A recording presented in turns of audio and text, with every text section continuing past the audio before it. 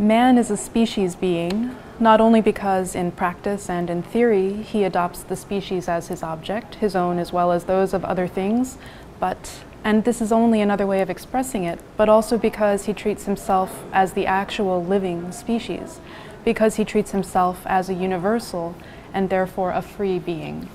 So this passage arises early on in the Economic and Philosophic Manuscripts of 1844. And Marx was maybe 25 or 26 years old when he was writing these manuscripts, living in Paris and witnessing for the first time, possibly with his own eyes, the rising political agitation among the French working classes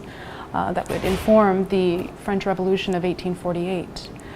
Here, Marx is outlining conditions of estrangement imposed on human beings as a result of private ownership of means of production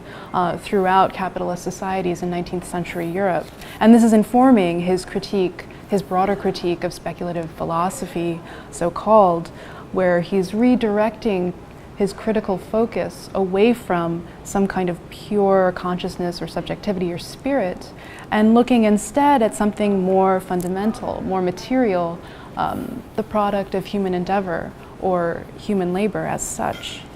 Now, taking this beyond a European or Western frame, this set of manuscripts becomes incredibly important to Chinese intellectuals of the next century.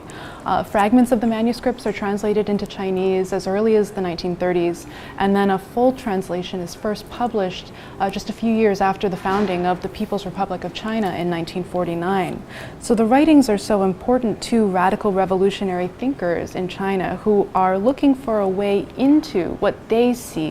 as being the paradigm of global modernity of the 20th century. And this is a paradigm that's defined by industrialization, of course, by a fully realized capitalist mode of production,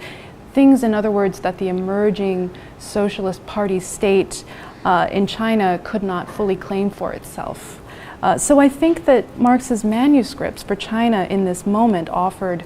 an intervention into seeing the universal anew, repositioning it, reframing it, and thus repositioned the philosophical conditions of modernity, became newly accessible to Chinese intellectuals and revolutionaries trying to imagine themselves into this unprecedented moment of global possibility. And this is a set of circumstances that could be thought to prefigure or foreshadow the global imaginary of China in the 21st century.